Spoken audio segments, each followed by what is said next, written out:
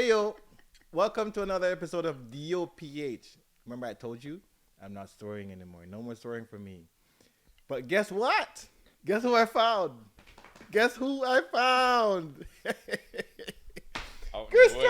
Strikes! What's up? Chris What's up? What's up? Out in the woods. You're I hiding in the emerged mountains. From the woods in the mountains. Yeah, so again, welcome to another episode of D.O.Ph. And today, myself, Damion, I'll be your host.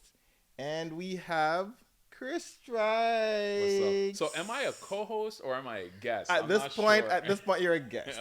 Okay. No. Let's scrap that. Let's scrap that. I'm a host. A host guest. A host. No. You're a host. Or a so, ghost. So we have one of our originals back, Chris Strikes. So we're going to be chopping it up today, and we also have Girl Hand, who's going to be joining us from behind the scenes as usual. Hello. The voice I that can't everybody hear wants you. to see. You can hear me. I cannot hear you. Do you want me to scream? No, I just want scream. No, hey, please, nope. We're not doing that. What did I come back? Yeah. Anyway, so welcome. Thank you for joining us. This is season 2, episode 10. Hey, milestone. Or is it 9? Wow, episode 10? Or is it 9? 9. I think it's 9. I'd have to go Never through mind me. I'm drunk my- today. It's Today either I'm 9 drunk. or 10. Who knows? I may be a milestone episode. I may not be. Yeah. So today we're gonna be, just chopping it up, and hopefully you guys will like our conversation. But remember to subscribe, share, like, and comment at the bottom. Don't worry about the jargons that people use, but we're talking about the bottom. We're talking about the bottom of the comment section. Wow. No, Speaking of which, you're there's a at- video that you showed me. one second. You're Wait, hold actually on. right. It is episode 10. It's episode 10. Yay! Celebrate the milestone. So, but it's not funny though how you just pop in right at 10. I mean, it was meant to be. Pause. It was meant to No be. Diddy. Yeah, it was meant to be. But anyways, welcome, brother. Welcome. Long Thank time. you. Thank you. Long time. It's good to be back. Good to be What back. have you Good been up see to? you guys. I've been living in Vancouver. Been West Coast lifing. What have I been up to? A whole lot. Just getting situated out there and starting to build roots out there and getting established out there. So What's the main difference? You know this question is coming. the main difference Between Vancouver and Toronto. the main difference between Vancouver and Toronto. It depends on like what the context is or like what the topic is, because it's like, do you mean like weather? Do you mean culture? Landscape, mountains.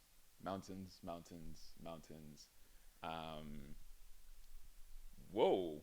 What's going on behind the camera there? Yo, No, y'all didn't sorry. see it at home, but Girl Hand I'm was doing some motions behind the trying camera to- that looked very questionable. I'm trying to show you that when you did that, you just went low. I went low. Yeah, you're still low. It's live TV. We're Yeah. figuring it out as we go. Let's go. I'm still low? There, you're better now. Oh, okay. All right. Get low. Down to All right, the so floor. the landscape. Landscape. Her. Mountains and oceans. Vancouver looks very different than everywhere else in Canada, and BC as a whole mostly. So what's really interesting is when you're flying to Vancouver from anywhere else in Canada, and if it's wintertime, the whole country is white. Snow, ice, and then as soon as you cross over the Rocky Mountains and get into like, about like what would be probably the equivalent of like an hour away from Vancouver, the landscape just turns brown and green.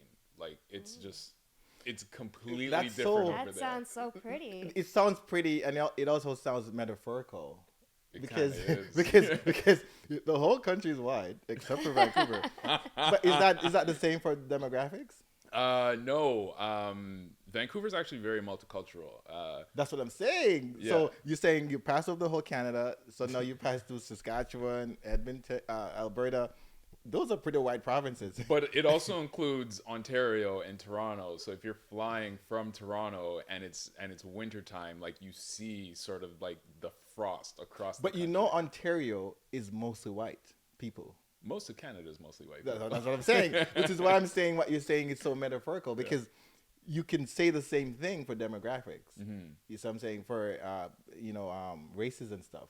You get to Vancouver. Do you find it more diverse than Ontario? No, it's Or less. Toronto? So Vancouver's less diverse than Toronto, only because we have a wider range of cultures here. Okay. There's probably still the same ratio as white people to non-white people. That ratio is probably the same or very close. But in terms of the amount of different cultures, Toronto's definitely more. Okay, Yeah. so Toronto has a wider variety of ethnic Ethnicities? backgrounds. Yeah. Thank you. I It's can a never hard word say to that. say. I can never say that word. Ethnicities? But what?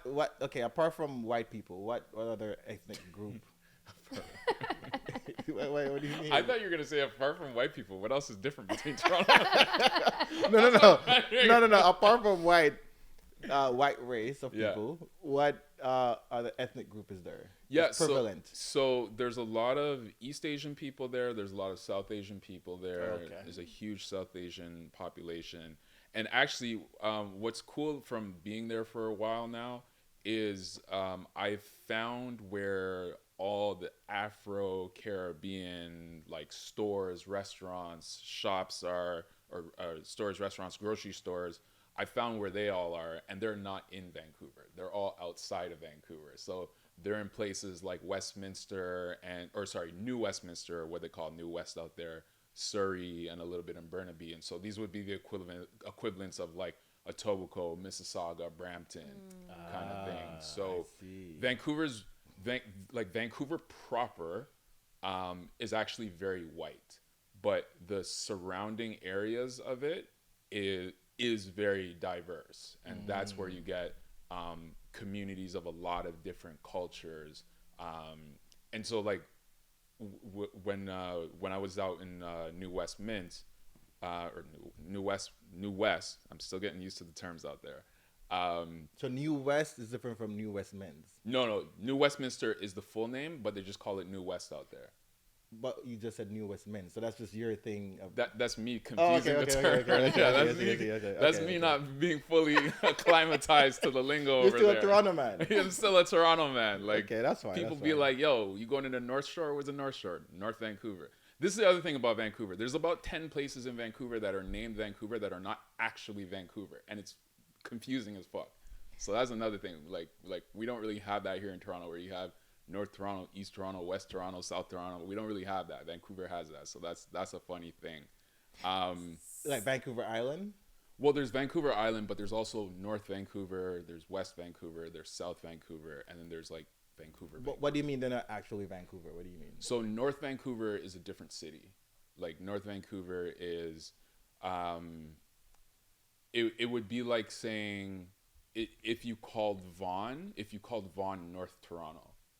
That's how that is, because Vaughan is a whole different region, right? It's part of York region. I get it, yeah. Yeah. So that's so if you had like Toronto proper, which is like south of Steeles, and then you had North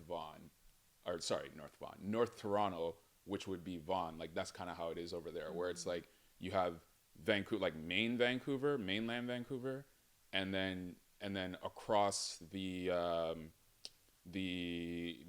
ocean inlet, and getting into the mountains is North Vancouver.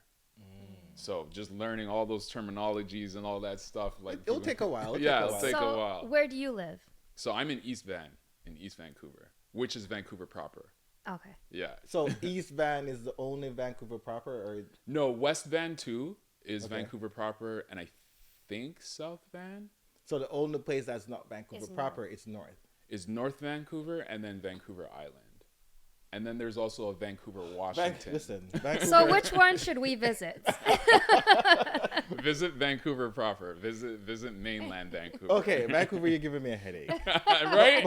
But welcome back. We're happy to see you. Thank you. Do you feel at home being in Toronto? I do. Did you miss Toronto? I do. I realized that I did when I got back here.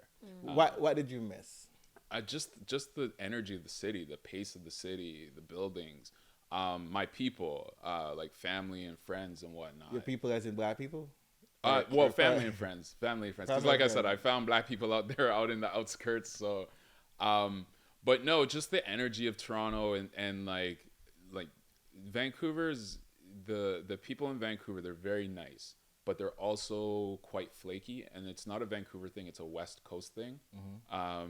So like, when you're trying to make They're plans with flaky. people, What does that mean? so they're like, if you're trying to make plans with people, they'd be like, oh yeah, and then just kind of like flop and like Oh, without like so they're fickle. without warning.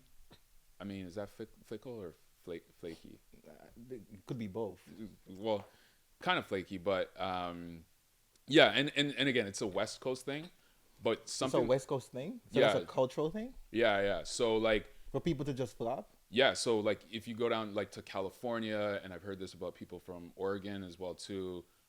It's just particularly a West Coast thing where people are just flaky out there, Oh wow. and I've experienced that in LA as well too. So That is crazy. Wow. yeah, it's a different energy over there, and I think it just has to do with like the fact that people are much more relaxed over there.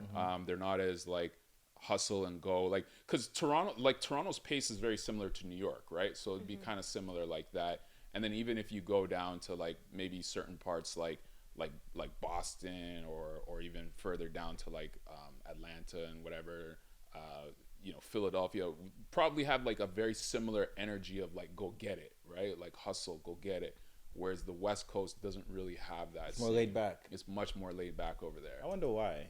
I think it's just the ocean energy, like, like it's I think just something about that Pacific Ocean and the milder weather as well too. So like, I don't know, like people just. But is it because we always say Toronto is the screw face capital? Do you find that people in BC are more friendly? Yeah, definitely. You would never associate Screwface and BC together. Oh yeah. Nah, because like you can walk by people on the street and they'll smile at you, like they don't know you from nowhere type of thing. And How about the homelessness? Have you experienced that? I personally myself have not experienced the homelessness. I'm not asking if you were homeless. But have you seen? have I observed it? Yes. Right. So it's a huge problem out there. It's been a long problem. What's the name of that street again? East Hastings. Would you say it's another one. bigger in Vancouver than it is in Toronto? Because I know it's really big. out Homelessness? there. Oh yeah. for By sure. far. Yeah, for by sure. far. So East Hastings, there's two elements of East Hastings that will kind of really sort of shock you, or shocked me. So the main part of it that most people think of is like kind of when you're going into downtown and you're going to like Gastown, which is like a tourist site there, and that's where you get like the tent cities and like the people camping out and whatnot, Right. and that's where they have like safe injection sites as well too. Right. And it's very, very stark. It's very stark there, and like I've walked through there a couple of times, and I'm just like, I just feel sad like when I walk through So there. there's East Hastings, and there's another street I used to always hear about. Never been to Vancouver, so I don't know. Is there another street that people are? There's a lot of homelessness on. Not that Just I Hastings? know of. Yeah, it's East Hastings is kind of the Okay. big one, and then like so East Hastings is, like has something that I haven't ever seen before. Where, so when you're going outside of downtown from East Hastings, which what direction is it? You're going east. You're going east on East Hastings. Yeah. So East Hastings is like a 6-lane road. So imagine Lakeshore West, right? It's a 6-lane road. The speed limit is 30 kilometers an hour. And the reason for that is because there's so many people that are like mentally ill, like strung out, and they literally just wander into the streets. Right. So right. So you have to be careful. so drivers have to be careful, and so when I was driving out of downtown, like back towards East Vancouver, and I'm like, how is this 6-lane road 30 kilometers? Right. And then you literally see people just wander, like it's almost like obviously they're not fully aware of, or they're not aware of the danger, and they're just wandering into the streets, Right. and it's on the drivers to Especially have to know. now with people using fentanyl. Yeah. When you're high on fentanyl, they have this this state that people call you're in the nod, right? So people just kind of, you're talking to someone, and they're like, "Hey, Chris, yeah, and you're like, "Hey," and then they'll just, "Hey, what happened?" And then they'll do it again, and they'll walk in that state, Yeah. right? Yeah. And they have this like crouch when they're walking, you know what I mean? And So I get it. I do understand. Yeah. I do So that's understand. very, very jarring when you see it. Okay, well, I'm happy you're back, and so we can chop it up. And you're going back. You're leaving next Couple weeks. Couple weeks, right? Yeah, in a couple Okay, weeks. so we can do this again before you go. For sure. Before you go. Yeah. But girl hand, any questions for Chris? I'll ask you those questions off camera. They're long, dragging questions, so. Thank you for that. I was hoping you'd say that. Now you got the audience all interested. Yeah, but welcome back. But what's going on? What's happening? Man, so I'm back in town for a number of reasons. So first and foremost, it's my mom's 70th birthday. Oh, happy birthday, Mom. Absolutely. She's Aries? Absolutely. Your mom's Aries? Taurus. When's her birthday? It was April 22nd. Okay, yeah, she's a Taurus. Yeah. So you thought he didn't know what? No. Okay. Well, you're double checking. So that's not what I meant. So 10, which we know is a very important number in the Bible and in Christian faith. Is it? Yeah. What's the importance? Because it's seen as like you've lived a complete life, right? 10? Yeah. Oh yeah. Yeah, according to like biblical scripture. How did I miss that? Yeah. You weren't paying attention. I don't think I've ever heard that in my life. Yeah, it's like you've lived a complete life, acquired the wisdom, the wisdom, the knowledge of God. That's how I interpret it. So your mom's Correct a me Christian? If I'm wrong. Yes, she is. Yeah. So the year 70 is a big year for her. So we just did a big celebration for her yesterday that I've been organizing for the last few months from Vancouver, actually. Mm-hmm. So it was really beautiful. We had catering. Big up pull-up chef. Amazing food. Jamaican food, yes. Jamaican caterer. You have siblings? No, I don't. Oh, you're I not could a have child. sworn you told me one time that your brother was doing something. Brother from another mother. Bro, you're misleading me, bro. You're misleading me. So you're an only child. Yes, I am. Okay. That's why you behave this way. What do you mean that's why I behave this way? What's going on? Now we get Makes sense. Behave which type So of you way? don't have any siblings at all? No. And your mom and dad are Jamaican? Yeah, my mom's Jamaican, my dad's Bajan. Oh, Your you're dad's Bajan? Yeah. So the whole time... Oh, you're half Asian. I didn't know that. What is going on? I'm learning something new about you. Y'all are I getting... did not... Bro, I've known you since 2005. I did not know this. I've probably told you this before. You probably just didn't remember. I probably told you like long time ago. I have an impeccable memory. So which culture do you identify more with? The The Jamaican side. The Jamaican side, for sure. And it's because your mom's Jamaican, right? Yeah, and it's because I grew up with my mom. Yeah. So, yeah. That makes sense. So you're half Bajan. I'm half Bajan. Gone by? Have you been back home to Barbados? I've only been to Barbados once. Oh, I'd love and to go to that Barbados. was technically maybe you can say You've been twice. to Barbados? No, I said I'd love to go to Barbados. Oh, the beaches. I've never been to Barbados. No. Yeah, I've only ever been there. Technically, you can say twice, but I counted as once, and it was on the way to St. Vincent. So you... Okay. So it's a long stopover. But I went around. I went around the island and whatnot and spent Chris, how many countries did you... We've been over this. Yeah. But I I don't remember hearing Barbados. Yeah, I've been to Barbados. You said Barbados, yeah. Okay, so since you've been gone, we've been going through a lot. Lost a lot of friends. The show went through some controversy. That's how I heard. So Isis Springer, big up yourself. You know what I'm saying? We did an interview with Isis Springer, and it caused some problems. But I don't regret doing it. You know, what I mean?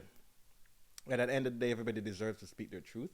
I won't get into it today. Probably get into it a little later on. But that caused some stir, and we did a couple of things. You've seen them on the website and all that on the YouTube channel. So yeah, we've been here. But it brings to mind,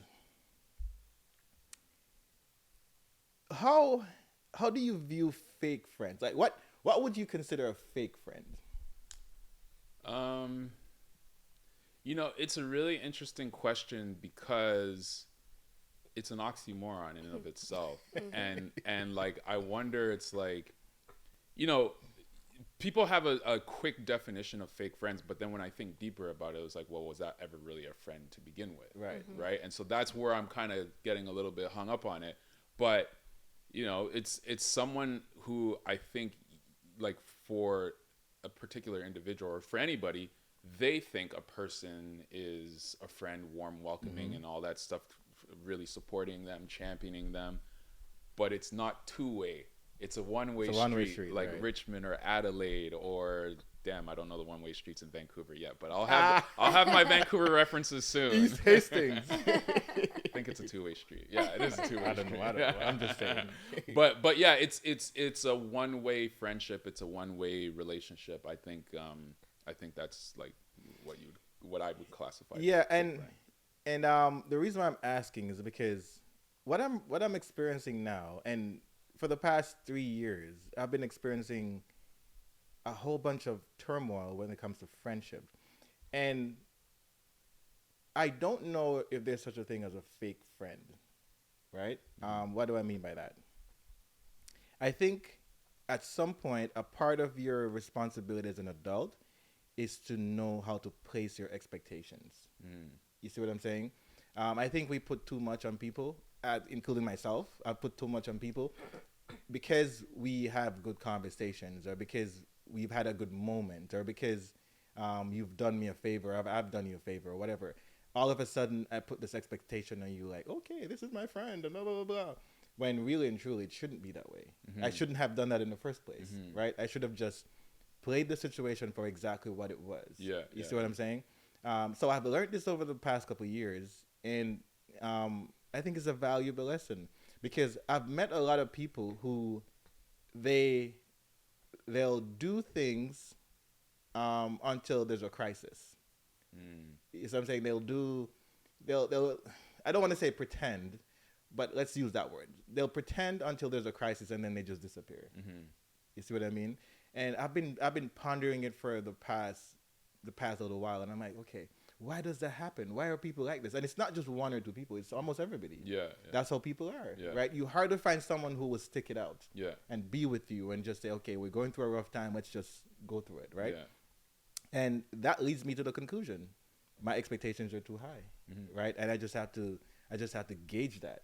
And the more you learn to gauge your expectation, the better it will be for you in the long run, and you won't end up having to call people fake friends. Right? I agree with that. And I have that same issue too, where I put a lot of expectation on people, mistakenly so, and a lot of times. So it's something like I'm going through a similar realization of that. Our circumstances are probably different with regards to that, but just the same energy of like, oh, I'm expecting too much of this person. This person has showed me who they are, and they've been who they are, right? It's just I imagine something from them. There's an amazing quote from the show Mad Men, which was a really well written show, and there's a couple of quotes from that show that really stick with me, and one of them is come back to me. You'll get it. Yeah, it's something along the lines. So I'm gonna butcher it. It's something along the lines of people tell us who they are all the time, but we ignore them because we want them to be who we want them to be. Something along the lines of that. Something along the lines of that. I but butchered the quote. That makes sense. But like, yeah, that like when I heard that Don Draper's character, or the character Don Draper, when he said that, I was like, oof. It's like, ooh, yeah, like I had to pause that and rewind that again. I was like, it's good writing. Yeah. So I just wish I could remember how the quote was exactly, but yeah. Yeah, go ahead. No, I was gonna say it's kind of like, when people show you who they are, believe them. Like you and I have had this conversation many times, and you've said it many times. Like when people show you who they are, like believe them. Don't question it. Don't say, oh no, they're just having a bad day or whatever, whatnot. But yeah, on one hand, that's true. But I think why people get intertwined in this whole thing of fake friendship is because there is also a saying, and I don't want to misquote the person who said it, so I'm not going to give you the name of who said it, but I'll give you the quotation. It's saying something to the point of the highest form of ideal is love, and its handmaiden is truth. Right? So what that means is that we aspire to love, whatever that means for each individual, right? Because love is one of those things that love has a meaning. Clearly, we know what love is, but it doesn't have a definition. No stable definition. Everywhere you go, it's a different definition for love, but there's a meaning for it. So love is one of those things that we don't really fully understand, obviously, which is why we can't define it. Just as good, because it's one of those things too, right? And truth, right, which nowadays seems to be very subjective. Yeah. When I was growing up, truth used to be objective. Yeah. There is a truth. No, there's the truth. The truth, yeah. But nowadays it's a truth. A truth, yeah. So Your whatever truth, your my truth is. truth. So because of that now, because of that saying, so love is the ideal, and then the handmaiden is truth. Because we have this concept of a truth, everybody's truth is different. Because when you listen to people talk, and I could talk about a specific fake friend, you know, since we're on the topic. I'm not gonna call names, but when I hear that person talk, right, I'm like, you're justifying your behavior, but I've seen you act, right? And the things that you're saying, it might make sense to you, but I've seen you in action, and it just doesn't add up. Yeah. Right. Yeah. Obviously, you have a reason for what you're doing, but have you ever stopped to think about what you're doing and how it affects other people? Yeah. You know what I'm saying? And I could tell that they're sincere about what they're saying. They truly believe it. They mean it. And it sounds okay. It sounds genuine. But at the same time, when you behave, when you act selfishly. Yeah. You know what I'm saying? And I'm sure I've been the same in some cases. You know what I'm saying? How do we get around that? How do we get around that? I think it's a conundrum.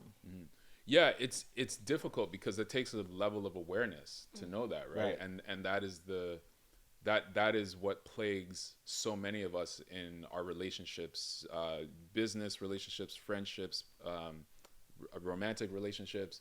You know what I mean? Where it's like we want to defend our cause, and it's kind of like an egoic thing as well too, right? We want to defend our cause, whatever that cause may be, and we often do so at the expense of those around us, communities, individuals, whatever the case may be, right? Politicians do that shit all the time, right? And they're probably the worst example of that, or one of the worst examples of that, right?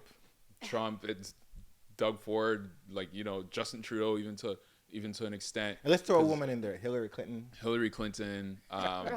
You know, Portia Simpson. Really? Margaret Thatcher. Exactly. So it's like, and they believe what they're doing is altruistic, or they believe that they're making the right decision. Right. They believe that they're representing the greater good, and maybe in certain scenarios they are, but they're also doing so at the expense of a significant population. Yeah, whatever it is, it's pretty annoying. Fake friendship or fake people, when people, so, and I think when you say fake friend, I think it sounds like it's a deliberate thing, but as we're explaining here, it might not be. It might just be how people just behave, and we just have to shape our expectations, right? Yeah. But every now and then, you know, sorry to cut you, because I think the thing about fake friend, the problem with fake friend, is the term itself, because in pop culture, we come up with these terms, and then we put them in songs, or we put them in comedy skits, and then it becomes a thing. It becomes a thing. It's part of the zeitgeist, and then we lose track of what that term originally represented. Right, and this is what they call nomenclature. Oh, okay. Let's go. Yeah. So Dropping $1 million words. Like, so nomenclature is the classification of terms. So like in science, for example, you know, if you have jargons within science, like let's say it's chemistry, you have isotopes and whatever. That's a nomenclature of that particular field of study, right? Okay. So like if you go to pop culture, you know, and all these terms that we use, fake friends and what else, you know, all these jargons that we throw out there. Yeah. Pause. Where does this nomenclature come from, right? And we're bouncing off each other because we're social beings. Yeah. Right.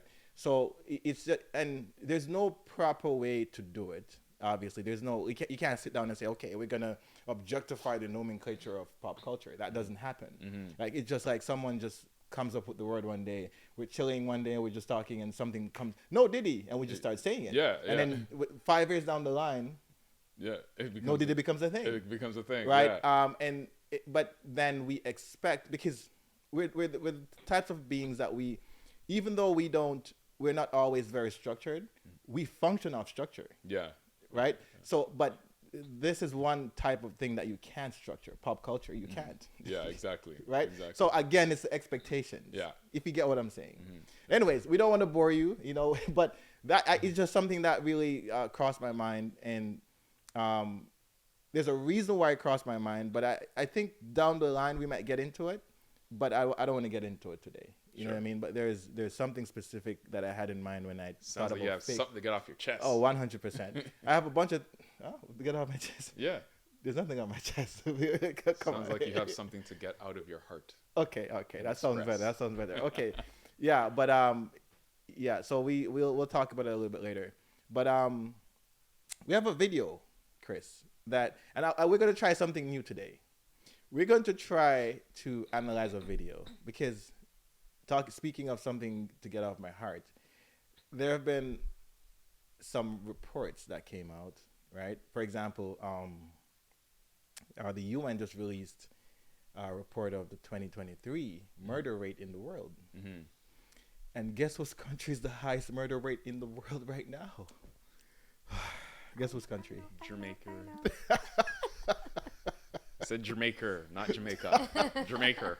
Right, and I don't know. I haven't really heard anybody talk about this, because we've talked about it before. Of course, we talked, and this is why people always say, "I'm a fake Jamaican," or I'm anti-Jamaican, or whatever, and I'm not. It's the love of my country, but it's so shocking to me how these things are normalized. You see what I'm saying? Yeah.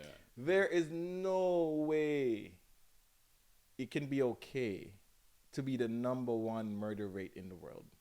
That's not okay. That is nothing to be proud about. It's not okay. Now, I'm not saying people are saying it's okay, but the fact that we're ignoring it says that, are you comfortable with this? Yeah. I'm not comfortable with this at all. I'm Jamaican. I don't want people to be thinking, and this is the thing, because if you Google the top murder rate in the world, it'll say Jamaica, right? And I think they do it per capita, which is per 100,000.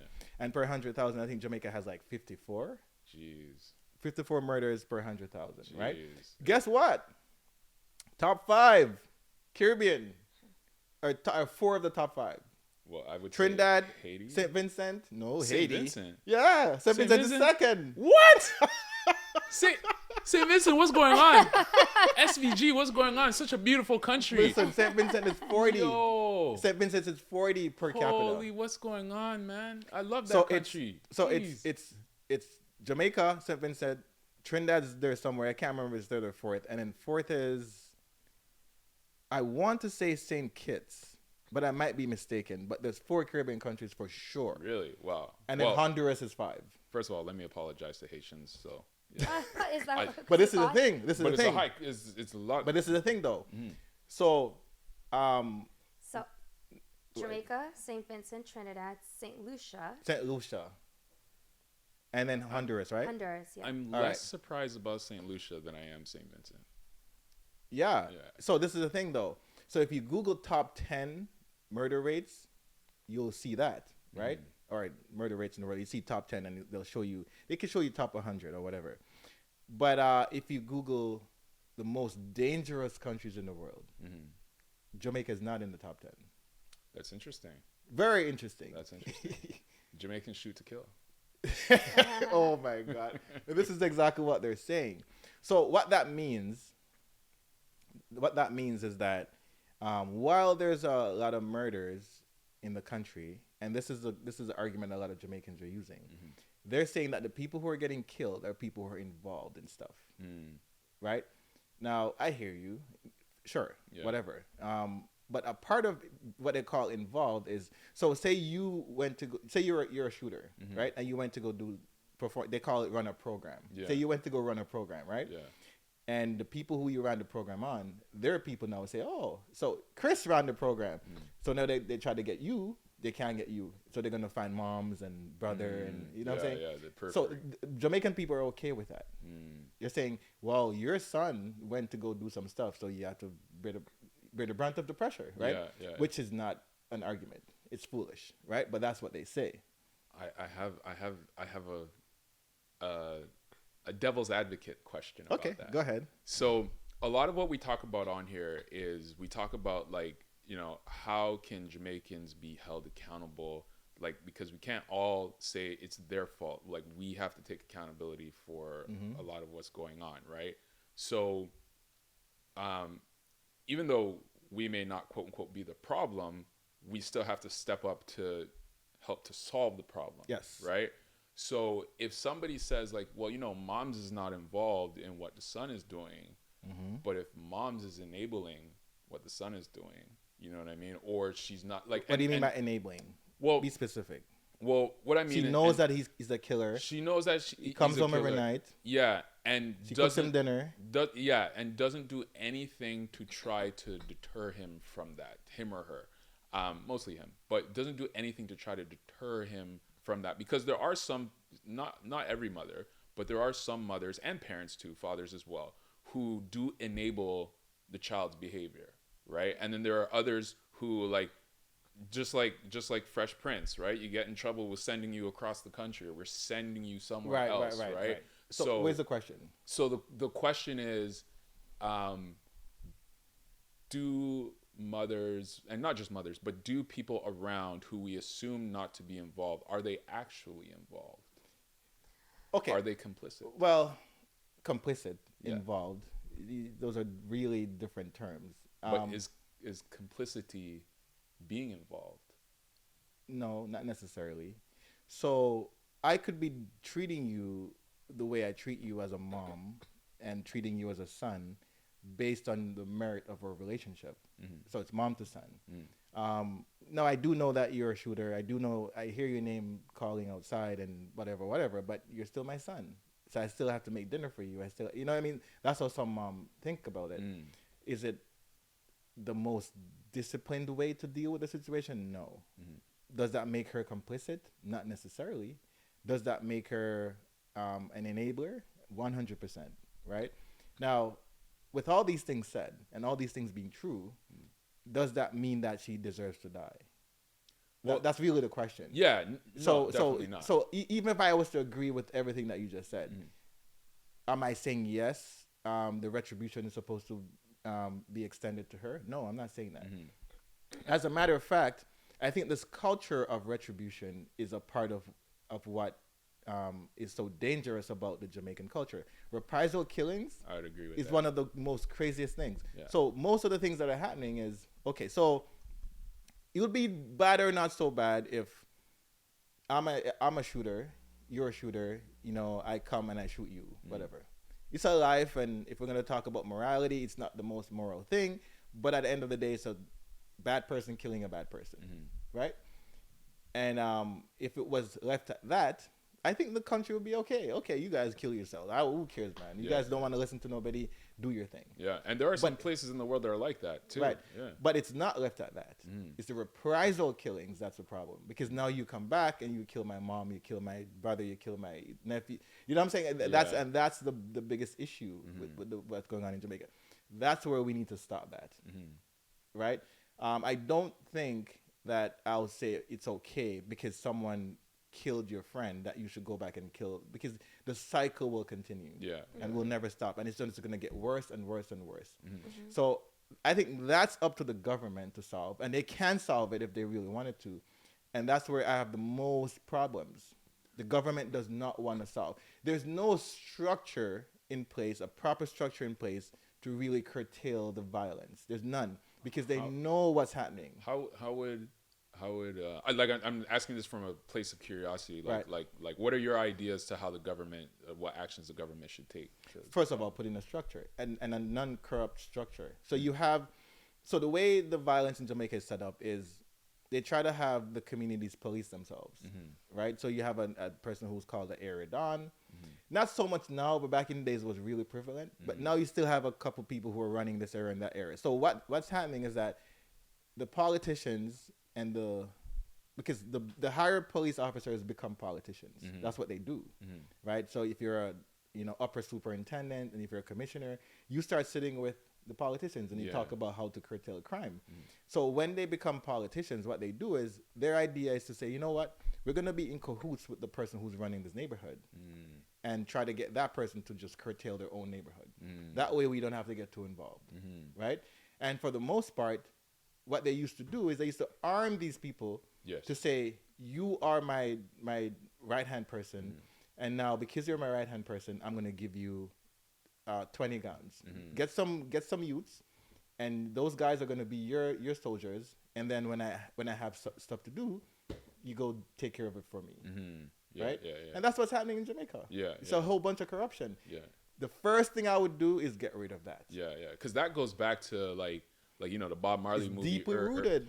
Came out earlier this year, and that goes back to like those times, like 60s and 70s and whatnot. But it's funny because that happens here also. We're speaking from Canada. That happens here also, but not to that extent. It's not out of hand. Go ahead, say what you said. I was gonna say that doesn't sound like a simple fix though. Like, oh, of course not. Listen, it's easier said.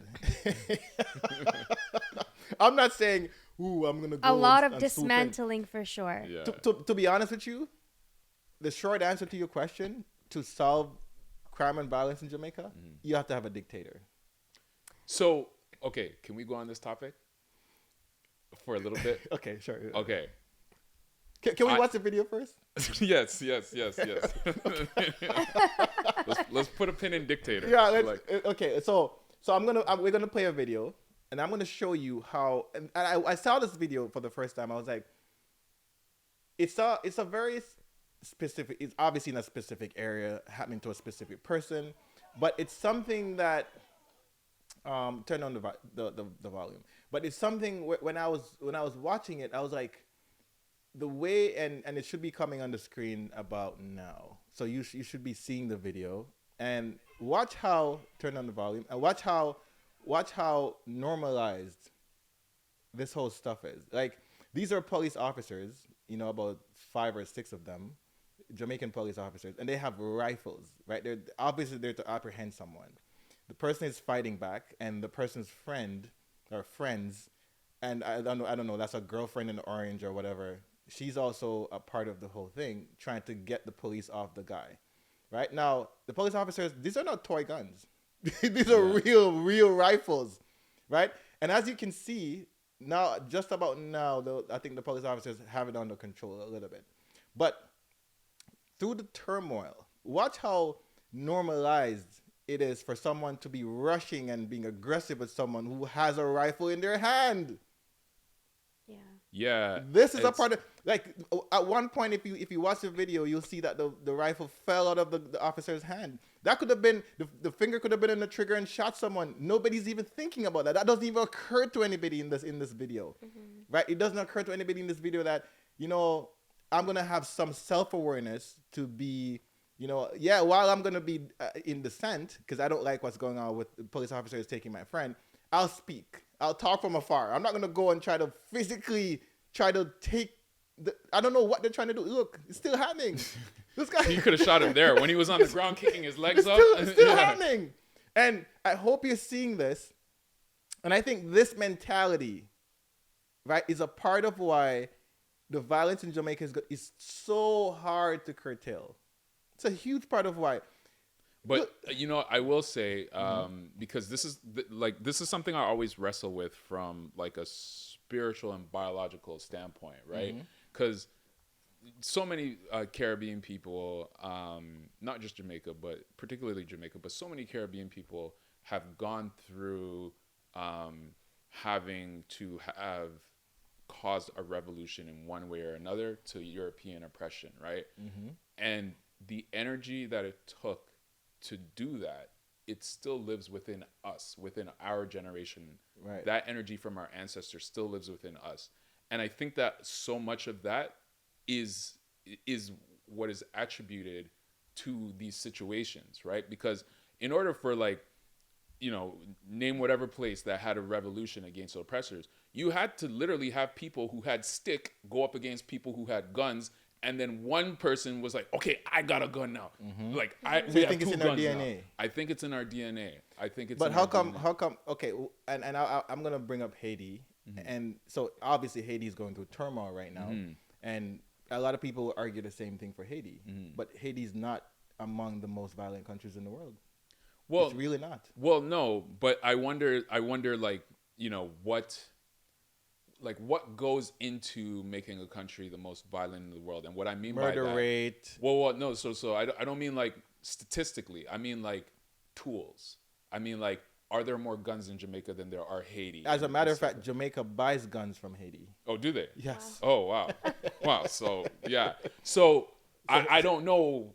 And this is why. And this is why the gang war in Haiti, the upheaval, is at the end of the video. Yeah. Okay. So I hope you guys got a chance to see that video, and then we obviously you're gonna continue the discussion on it. But to your point, the gang upheaval in Haiti right now, the reason why that was able to happen was because of the availability of guns. Yeah. Like if you watch the videos, and there's a ton of YouTube videos on Haiti, and what's the guy, the gang leader who's Barbecue. What a name.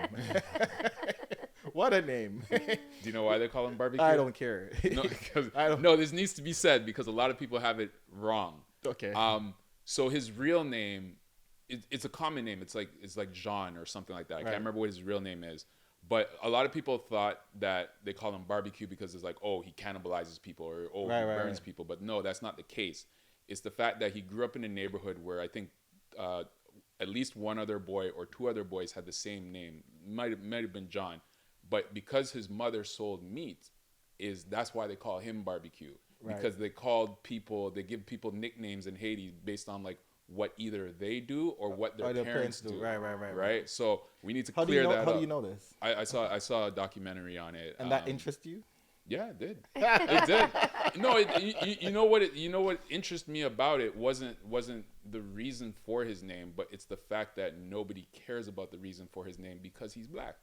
And so I don't know if it's because he's black. No, but like, stop this. But people are automatically saying the man is a cannibal because his name is Barbecue. I didn't say that. You're not saying that. That didn't even cross my mind. You're not saying that. But you know white people are going to be. Come on, you know white people are going to be white people. We're still shocked when they're being themselves. It's not about shock. We just talked about fake friends. It's not about shock. So you're comparing white people to fake friends. I'm just saying, when white people are white people, why are we still shocked? It's not about shock. It's about clearing the air. It's about clearing the air, and like that's because like it's not just specifically white people, but it's mainstream media, and they do that shit all the time. They do it about everything. I know. They create narratives. That's their job. I know, but anytime that I get a chance to dispel those narratives, like right now, that's what you're doing. Okay, no problem. Thank you. But the point I was making was that the availability of guns is definitely in Haiti. They have guns, but I can't explain why Haiti, because Haiti's also is the poorest country in the Western Hemisphere. Yeah. So they have poverty, they have the availability of weapons, but they still don't have a high crime rate. And don't use these civil unrest. Don't have a high murder rate or don't have a high crime rate? Good question. I don't think they have a high crime rate either. They definitely don't have a high murder rate. Okay. Right, but they don't have a high crime rate. They're not in the top 10 when it comes to any of those things. Haiti's not mentioned at all. Yeah. But why is it? Because you just alluded to the availability or the resources. Yeah. To act upon violence. Yeah. Right. And I just explained Haiti has those capabilities, but they still don't do it. Yeah. Right. Why do we do it? That's a good question. That's a really Why good are we question. Why are we so adamant on killing each other? And from, as you see from the video, it's nothing, even for a woman, it's nothing for her to be among the men just pushing and tugging and carrying on. Men with guns who can shoot you. Right. They pointed at her several times and she still went back like, and I'm like, how is that so normal? When I was watching it, I was cringing like, oh, I hope nobody's going to get shot in this video because I don't like seeing those things. Yeah. Because someone sent the video to me. Yeah. I think it was sent to a group or something. I can't remember where I got it from, but I saw the video. I was like, I was watching it like kind of like my eyes, Yeah. Yeah. It's because I'm anticipating someone getting shot. Yeah. But it didn't happen, luckily. Mm-hmm. Right? And there are two reasons why I kept watching the video over and over. And the first reason is the normalization of the whole thing. Mm-hmm. That's not a normal behavior at all. Mm-hmm. That shouldn't, like, how? Yeah. You see, for me, if I see officers with guns, immediately I'm like, okay. Even if I'm well within my rights, I'll be talking, but I'm very wary of what's going on because I have the awareness that anything can happen in this moment. Mm-hmm. You see what I'm saying? Yeah. And the second thing is, why were the officers in this position in the first place? Because for a quick second, they didn't have control of the scene at all. Yeah. Anything could have happened. Yeah, exactly. Right? And I'm like, aha, structure. They don't know how to police. No, it's not like it's one person and you're being overrun by other people. It's 5 or 6 of you. Yeah. Why don't you have control of your scene? Yeah. You are the ones with guns. You're the ones with the authority. Why are you in a fist fight with people? And what? A couple guys were falling on the ground. Yeah. Like, what is going on here? How are you a police officer? Yeah. What trainings did you go through? You see what I'm saying? And this is a part of the problem also. You go to a scene, right? Whatever reasons you go there for, and you want to apprehend someone, there has to be a way you do that. Yeah. Right. Yeah. Right? You can't just be where, and I was in Jamaica before, and I've been like dealt with a certain way, and the excuse people used was that, that's how you have to deal with these Jamaican people. And I'm like, but you still have to have some kind of tactic. There has to be some skill. You see what I'm saying? You have to use guile when you're trying to apply certain kinds of behavior. So I was standing buying jerk chicken, right? It was nighttime, and this van was like slowly coming towards me. The headlights were off, right? It's me and Bobby. What is this? One time when I went to Jamaica, I think it was 2017 when I went to Jamaica, and so we're standing there buying jerk chicken, and I'm standing by the jerk pan, and the guy's like chopping it up. You know what they do? Yeah. So I see the van slowly creeping up to me, right? And I'm like, what is this? What's going on? It's an old rickety van. Like, I'm like, what is this? What kind of? And then when I looked, it was the man who was driving the van had masks on. You can't see his eyes, but I saw it was a police officer. Oh. Well, it seemed like it was. I was hoping it was. Yeah.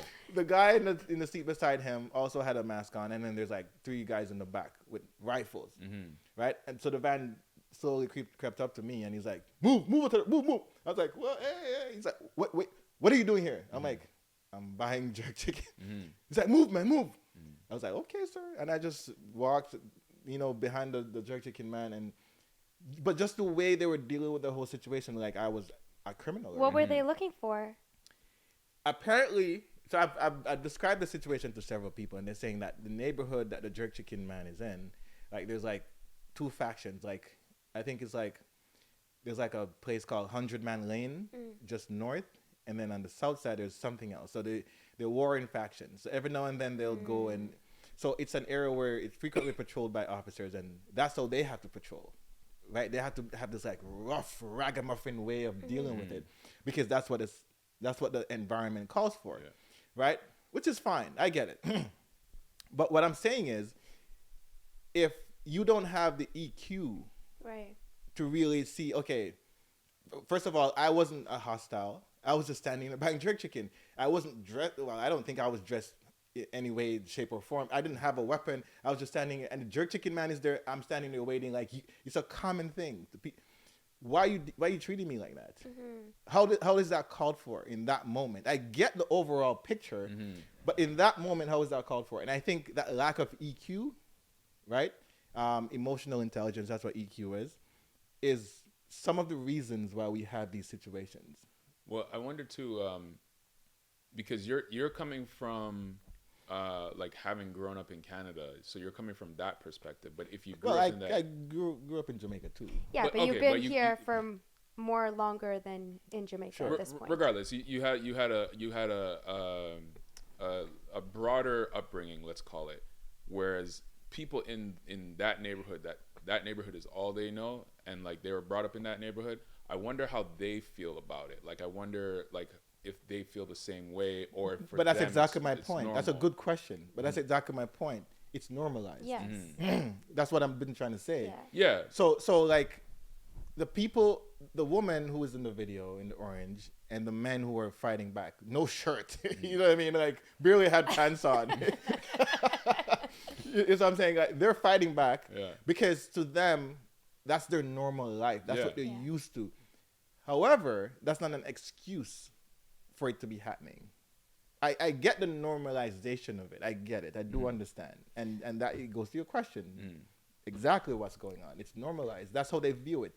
It's just another day in the ghetto. Yeah, because it's like, so on both sides, on the people, the residents side, and then on the officer side, it's like, how are they supposed to know to act differently? Right. That's Right. And this is where skill comes in. Right? Well, So usually it takes like an outside perspective. And we could go back to your dictatorship now. Yeah. Right? Yeah. This is where, if I was given the power, right? And please don't get me wrong. I'm not campaigning for a dictatorship. Just go for it. No. I'm not campaigning. Disclaimer. I'm not campaigning for dictatorship because we've had some really crude history of cruel people being dictators in this world, in the history of the world. Yeah. So I'm saying, and I'm not that it's not lost on me that we've had that, right? Chairman Mao, we've had Stalin, we've had Castro. Some people said did some horrible things. You see what I'm saying? We've had Pol Pot. You know what I mean? So that's just to name a few people who've been, brutal dictators to their people. So it's not lost on me that dictatorship can be very, very violent. However, I do see sometimes where it's necessary. Yes. You see what I'm saying? That's the wrong word.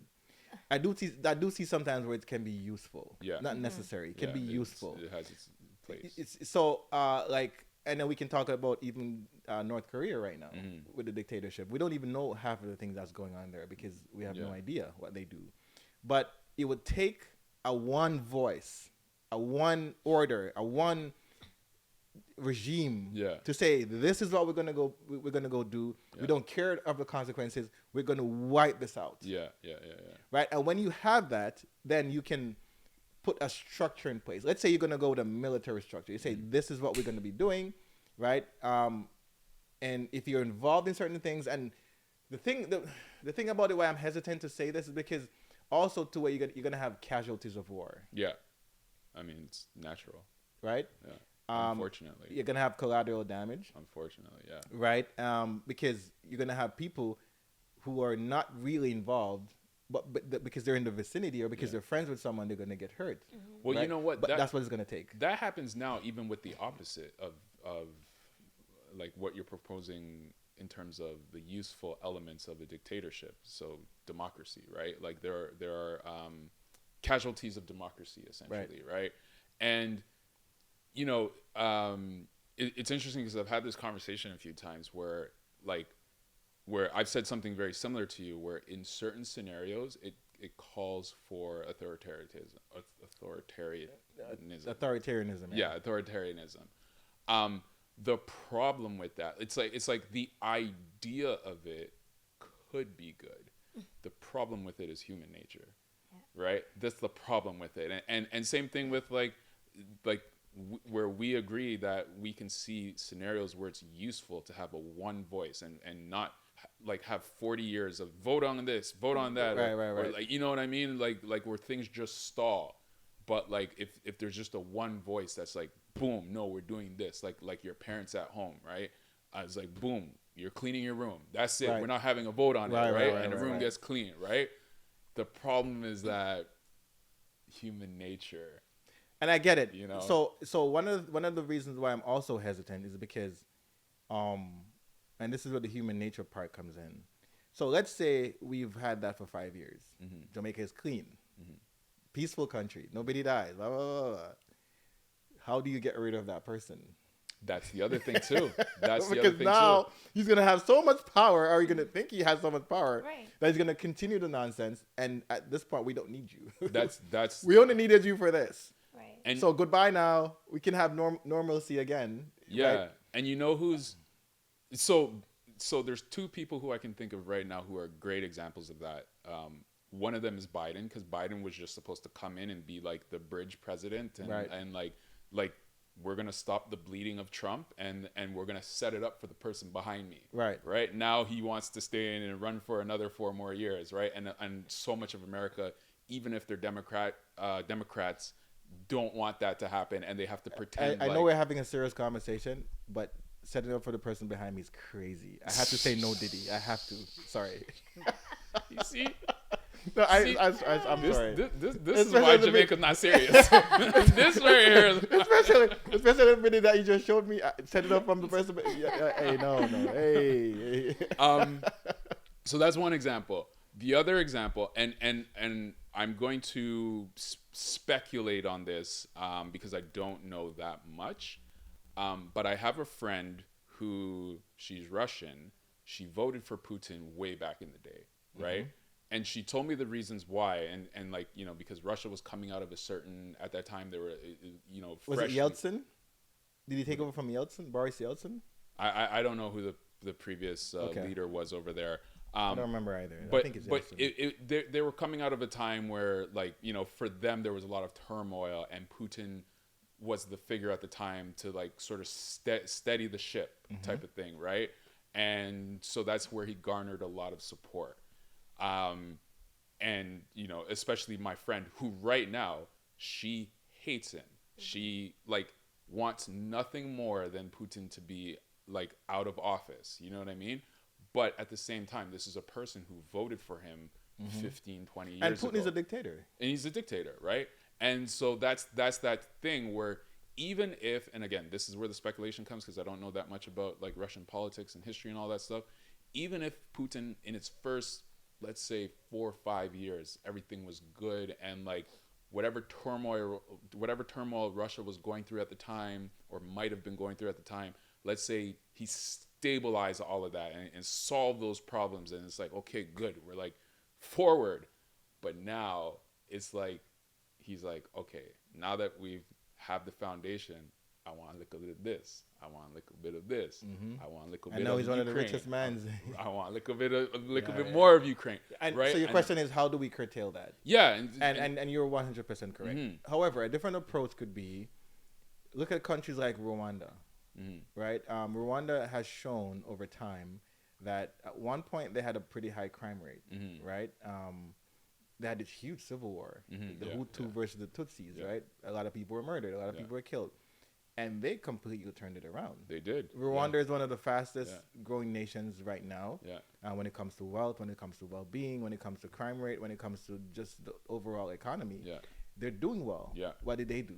Yeah. You could do case studies. You could say, Rwanda, Jamaica could go to Rwanda and send someone there for 2 months. Yeah.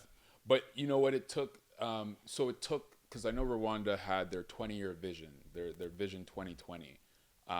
Which was from about the year 2000 up to 2020. And I don't know if that whole time they had the same leader, or if they've had different leaders under that time. But I know that the Vision 2020 was a large part of that strategy of how Rwanda was able to turn themselves around. Now, if that was...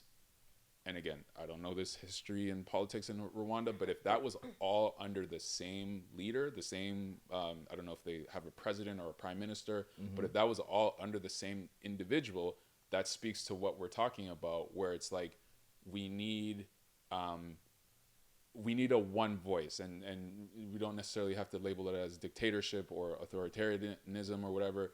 But we need a one voice where we don't have all this back and forth argument where it's like, this is the vision. But the human nature will turn it into dictatorship. Unfortunately. Which is why I just started off by, I just cut out the fat. I just told you what it is. Because if you have a team of people, right, making decisions, it will be a political office. Mm-hmm. Yeah. Right? But if you have that one voice, that one person that you trust, and you believe in his vision or whatever, and you just follow what he's saying, and then everybody else is going to follow suit, eventually that one person will become that dictator. Because this is why a lot of academics argue against people who think they're philosopher kings, for example, because what makes you so special, right? And you can't get away from the human nature aspect, right? So it will eventually become a dictatorship. But I think it's worthwhile going to do studies in countries like Rwanda. Yeah. But all in all, Jamaica, we're not. This is not it. This is not it. You see what I'm saying? And it's also strange because when you were asking the question about the DNA, is it in our DNA really? Maybe it's the same reason why we're so successful at other things. Yeah.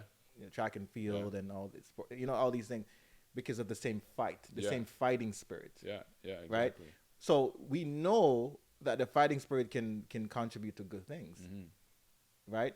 Why can't we just see that this thing is hurting us? You see what I'm saying? Now, I'm not saying for anybody to be saints. I don't like saints. I think people who say they're saints or people say they're meek, you're just cowards. You can't do nothing. I don't respect you if you're nonviolent because you just can't defend yourself. I think you should be able to defend yourself, but know when to. So far too many times, you know how many times I'm reading the news and I see people, this guy's a contract killer. He just kills people because someone paid him to. Yeah. What the heck? Like what? Yeah. Like what? Yeah. It's something I don't understand. I don't get it. I don't get that. You see what I'm saying? Why can't we see it? Right? And this is the question that I'm asking. But anyways, we're not going to have the answers today. I just felt like it was worth bringing up. It's a good conversation to have. You know what I mean? Yeah. But what's going on with you? Anything else? I mean, speaking about saints and you don't like saints. I heard this. Not if you can't do anything else. If you have the capacity for violence, but you choose to be a saint, hats off to you. I heard this really interesting story during the week. Actually, it wasn't even interesting. It's a foolish story that I heard during the week. And it was so foolish, I ignored it. And then I ignored it again. And I ignored it again. But it kept coming up on my timeline. And then I kept seeing it from different sources. And then I was like, because the thing is so foolish. I thought it was just fake news or trolling. Fake news is one of those other terms. I'm dying to hear the story now. Don't worry. Building up the suspense. I'm building up the suspense. And so I went and I Googled the story. And it turned out to be true. And I couldn't believe it. And the story goes, legendary Brazilian footballer, Kaka. His wife divorced him because she said he was too perfect. What? No, this is a joke. No, it's not. This is what I said. I tried to ignore the story. Wait. I saw the headline. I'm like, yo, foolishness this. I saw the headline again. No. Foolishness. Okay. Ignore. You need to I saw down. the headline a third time. Yo, fake news, yo. Ignore. I saw the headline a fourth time. And I'm seeing it on different social media pages. And I'm like, okay, yo, what's going on? Because I keep seeing this coming up. And then I went and I Googled the story. So you read the story. I went and I Googled the story, and apparently, so Kaka, Brazilian footballer, and for those who don't know him, Kaka is the most religious man. He's known for being very, very nice, to the point where one time there's a story where when AC Milan played Manchester United, he went and he went and said something bad to Ryan Giggs, and then after the game he went and apologized to him, and he said, "That's not my character. I'm sorry." It was the heat of that moment, that type of thing. But what's wrong with that? What do you mean? No, I'm saying there's nothing wrong with that. Wait, that particular thing that he's talking about? That's a softie. That's a softie. What do you mean? No, I'm saying there's nothing wrong with that. I'm saying that's just the type of character that I'm he is. saying it's a softie. How is that a softie? No. Never mind if he's a softie or not. He's a very religious man, very respectful man, has a beautiful family, 4 or 5 kids, can't remember how many, a beautiful, gorgeous wife. And in the interview, because Kaka was giving the interview and he quoted his wife, and apparently there's the footage of it out there, but this came from Kaka himself, where he said his wife divorced him because she felt Kaka was too perfect for me. Something was missing from the marriage. I don't. If he was perfect, how was something missing? Yeah. Well, that's the thing, because it's like it was a whole long quote, right? Because I think I understand what she's saying. She's trying to say. I think what she's saying is that she was bored. Yeah. Essentially. It's a goody two shoe. It's not that he's perfect. It's that there's no excitement. Yeah, and that's what she said. She was like, it felt like there was something missing. It felt like there was I didn't feel excited or whatever. I get it. But she also said, I think he was too perfect for me. Yeah, and it's that. I think that's lost in translation because I know they speak Portuguese. I can't remember if his wife is American or Brazilian. She's probably Brazilian. Right. So like, to say it's too perfect doesn't make sense. But I get what they're saying. Yeah. But wait, hold on. That's a very good topic. Yeah. So I think this is what we should do. Isn't this what we should do? We should let Girl Hand tell us what you think about this from a woman's perspective. Because I'm agreeing. Like, I think what it's not that he's too perfect. It's that she wants a little bit more excitement that he's not able to give her, which is why she's saying he's too perfect. I think she's toxic. I mean, I don't know anything about this girl. But I also think that there. How do I want to say this? Yeah, how do you want to say it? I think it's ridiculous for her to be like, I want to divorce my husband after X amount of years because he's too perfect. Yeah. Right? Yeah. Okay, at the end of the day, let's stop using the word perfect because I don't think that's what. No, I know, but I'm using the word that's out there. Yeah, perfect. okay. I'm using the word that's out there. Okay. I'm not going to assume anything else. He's a goody two shoe. At the end of the day, like, you've been married for him for X amount of years. You have children with him. Like, this is your life. Maybe you're bored, fine, but that's a conversation.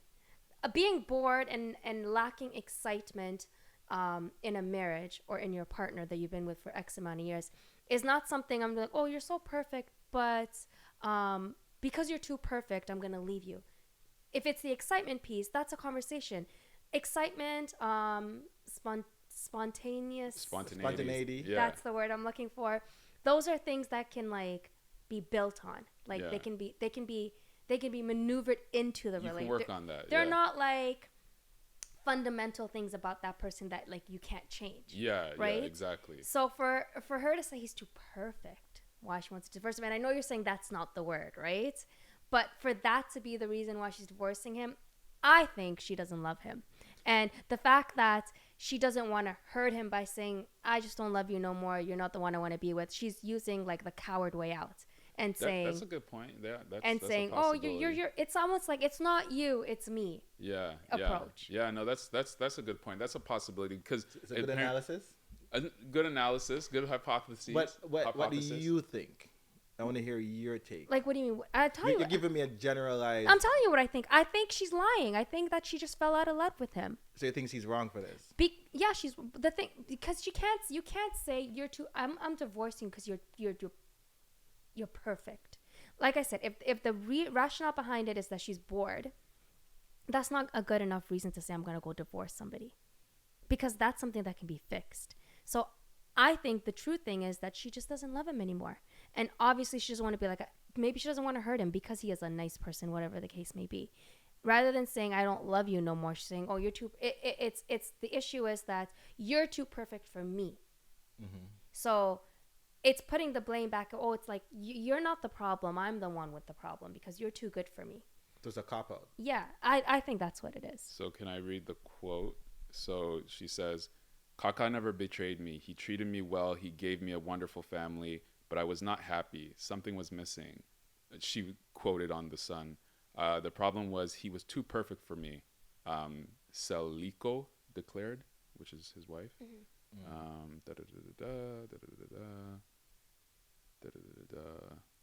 Later married Eduardo something. Who's probably a gangster, a drug lord. She probably was going through like a midlife crisis in her life, right? Yeah, possibly. Yeah. Where no, I think I kind of understand because.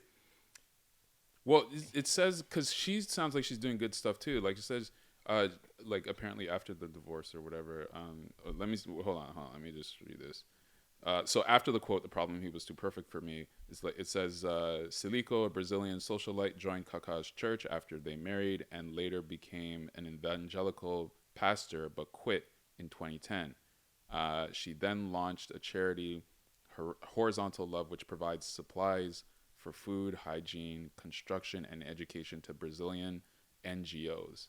The 36-year-old later married Eduardo something or another in 2021.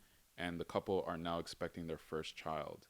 And then it says Kaka also found love again with somebody else. Yeah, so I think what's going on here, and I'm just going from very little that I understand of human nature, if something was perfect, you're obviously not gonna want to leave that thing, right? I think what she meant by being too perfect is that he's hard to match. He's like, if he has such a high standards, right, and he's the ideal, you're constantly gonna feel judged. You see what I'm saying? Which is why a lot of times when kids stray away from their families, it's like either the dad was strict or the mom was strict or both, right? And if you see that thing on Netflix with What Did Jennifer Do, it's the same thing. Like they set this super high standard and nobody can match that standard, or the person didn't feel like they could match that standard, so they feel judged constantly. So they just start doing some nonsense. Right. Did you watch that documentary? No, I haven't watched You should watch it. You should watch it. It's based on a family in Markham. I know what it's about. I just don't have interest in watching it. Oh, you know what it's about? You know about it? I've heard people talk about it. I've heard people talk about it on podcasts and stuff like that. So what is it that doesn't catch your interest? Well, just like murder, the whole true crime murder mystery thing. You're not a part of it. You're not a fan. Yeah, Okay, really fair enough. Yeah. But anyways, so those kind of things, that's what it leads to. So that's what I'm getting from what she's saying, right? He's an ideal, and because it's every ideal is a judge, she just can't live up to the expectations. Also, too, there's a study done. I forget, and I was just in a meeting and we were talking about the exact same study, where they actually quantified the types of the quality of the relationship. So if if you're in a relationship where you have, let's say, out of 10 encounters, every 10 encounters, your husband treats you nicely in 8 of them, right? Over time, you're gonna get so, I don't want to say get used to it, but it's almost like you're gonna get so groomed in that person being too good to you that you get bored. That's what happens because the bad part of it isn't balanced. But the flip side of it, if the person treats you, out of every 10 encounters, they treat you poorly in 8, you're gonna think the person is horrible. So there has to be a balance in the way people are treated. So we should all be striving for 5s and 6. That's right. I 100%. There's a study. You could go Google it. You could go. So it's actually quantified, and it's not, the numbers that I'm using is not the exact numbers. It's more than that, but it's quantified and it's there, and it goes to show that when you're in a relationship, what people think they want is not what they actually want. Yeah, I agree with that. And a lot of times women think, oh, I want this great guy. No, you do not. It's the same thing as when people say, oh, I want to, when I retire, I just want to go on the beach to go have pina coladas all day. No, you don't. Exactly. After the first 5 pina coladas, you're going to be like, oh my God, I feel so fat. Yeah. You're like, what am I doing in my life right now? The ocean is just loud. Right. So people think all these crazy things all the time. That's not real life. Yeah. Real life is purpose. Yeah. You find a purpose. Yeah. I agree and with you that. go at it. Facts. You know what I'm saying? She probably saw Kaka and she probably thinking, famous footballer, wealthy, good-looking guy, no Didi, good-looking guy, good morals, blah, blah. Oh my God, this is my husband. And you went to go marry to him. Yeah. Not having a purpose. Yeah. Because she sounds like she's searching for purpose. Yeah. You know what I'm saying? Because all these things that you're talking about, what's the problem? Right. Yeah, exactly. What's the issue? No, you're right. I think You want the man to just open the door and say, baby, I'm here. And just, come here, man. And just, Right. you know what I mean? And then after you just push her and say, yo, okay, get me some food. You know what I mean? It sounds like that's what you want. That's what it sounds like. Because I don't understand. You see what I'm saying? But it's a lack of purpose. That's all it is. that makes sense. That makes sense. It's I just found it to be a very interesting dynamic because it's like wow, it like on the surface of it, and we're not a part of their lives and whatever, so we don't know what's going on under the surface and whatever, but just from the surface of it, it's like this is what so many people want. I won't say this is what everybody wants, but this is what so many people want. A partner who's doing well, who's loving, who has some like spiritual probably element to them, high moral compass. High moral compass, faithful. Like she says, he never betrayed me. Right. That's generally what so many people want. Well, that's what people say they want. But that's the thing. And I'm here to argue that that's not what they want. I mean, I highly disagree. we see so many examples. Girl of that. hand disagrees. She disagrees. Go ahead. No. I said I hear you, but I disagree that you saying that that's what so many people want, but they really don't. No, I'm not talking about the betrayal. Nobody wants to be betrayed. I'm talking about just the goody two shoe. Trust me, nobody. Well, no. If a guy's too goody two shoe, you're not going to like him. Well, no, I'm not saying anybody wants a goody two shoe, but everyone wants a little bit of excitement. Excitement means danger. Whatever that means. Sometimes excitement means adventure. Sometimes excitement means danger. You have to have an edge to you, and when you have an edge to you, people are attracted to that. Most of the guys who are so-called girls, man, are people who they seem like they have an edge. Believe me, the guys who are like Kaka-ish. Bro, okay, good-looking guy, but who cares? Yeah, it's just so boring. They want Ronaldinho, not Kaka. Of course, of course, or Beckham. Even though he's like, have you heard Beckham talk? Many times, yeah. Many times. What the man?